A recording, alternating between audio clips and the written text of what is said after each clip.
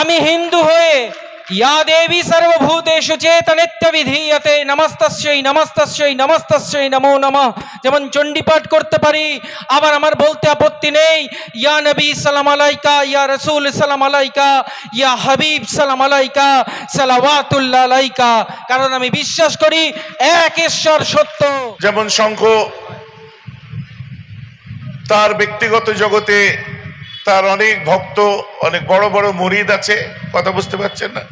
আমাদের যেমন তোমরা মুরিদ আছো, ওনারও সব বড় বড় মুরিদ আছে, বুঝলেন? কলকাতায় আমার ওর সঙ্গে পরিচয়, কিন্তু কলকাতায় একটা অনেক বড় পরিবারে ওর সঙ্গে আমার প্রথম পরিচয় আজ থেকে প্রায় 7-8 বছর আগে। তো সেই থেকেই আমরা বিভিন্নভাবে আমরা অনেক প্রোগ্রাম একসঙ্গে ইন্টারফেথ।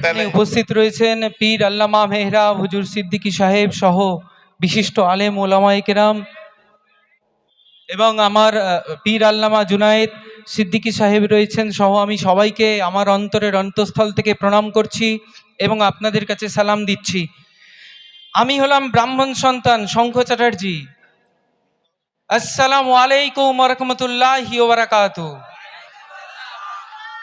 এটাই বাংলা, এটাই হচ্ছে ভারতবর্ষ। খুব সংক্ষিপ্ত আকারে বাংলাদেশে কিছুদিন আগে একটা ঘটনা ঘটেছিল, আমি একটু বলে দিতে চাই।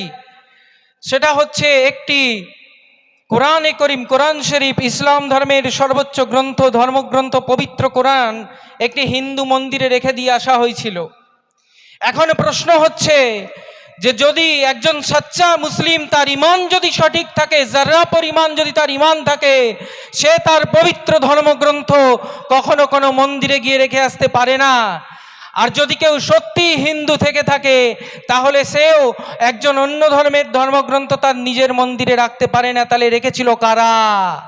এই আরএসএস, বিজেপি, এই জাতীয় যারা, তারাই রেখেছিল। অর্থাৎ ধর্মে ধর্মে ভেদ বাড়িয়ে দেওয়ার জন্য রেখেছিল। এই জিনিসটা আমাদের মাথায় রাখতে হবে, এর প্ররোচনায় পা দেওয়া যাবে না।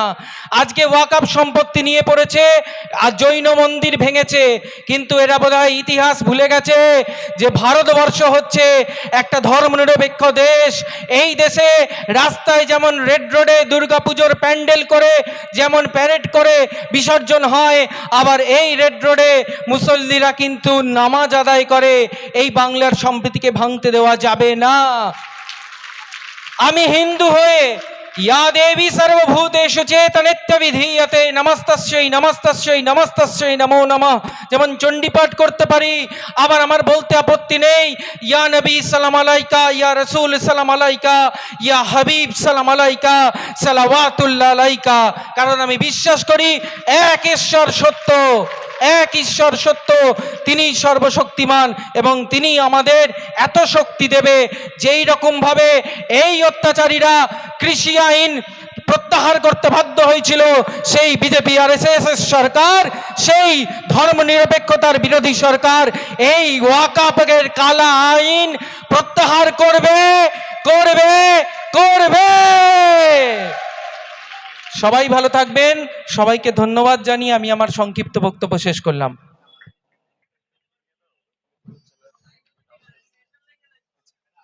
একটা আমার পীর আল্লামা সাহেব আমাকে একটা হাদিসের ছোট্ট কিসসা আপনাদের শোনাতে বললেন, যে নবীজির যে শিক্ষা, নবীজির শিক্ষা সম্পর্কে একটা ছোট্ট কিসসা। সেটা হচ্ছে যে একদিন রাস্তা দিয়ে যখন নবী করিম সাল্লাল্লাহু আলাইহি ওয়াসাল্লাম বিশ্বনবী তিনি যখন নামাজ আদায় করতে যেতেন ওযু করে, তখন একজন বয়স্ক ভদ্রমহিলা তিনি কি করতেন, রাস্তার ওপর ময়লা ফেলে রাখতেন বা কটূক্তি করতেন।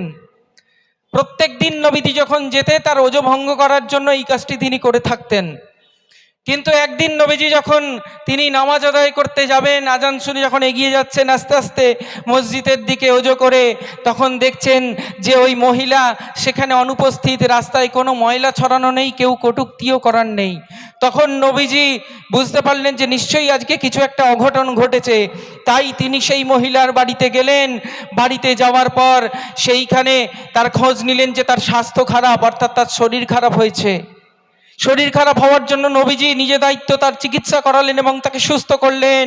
এবং সেই মহিলা বুঝতে পারলো যে যাকে আমি কটূক্তি করতাম, যাকে আমি খারাপ কথা বলতাম, যার সম্পর্কে আমি সমালোচনা করতাম, গীবত করতাম, সে আর কোনো সাধারণ মানুষ নয়, সে হলো ওপরওয়ালার একজন প্রেরিত শেষ রসূল।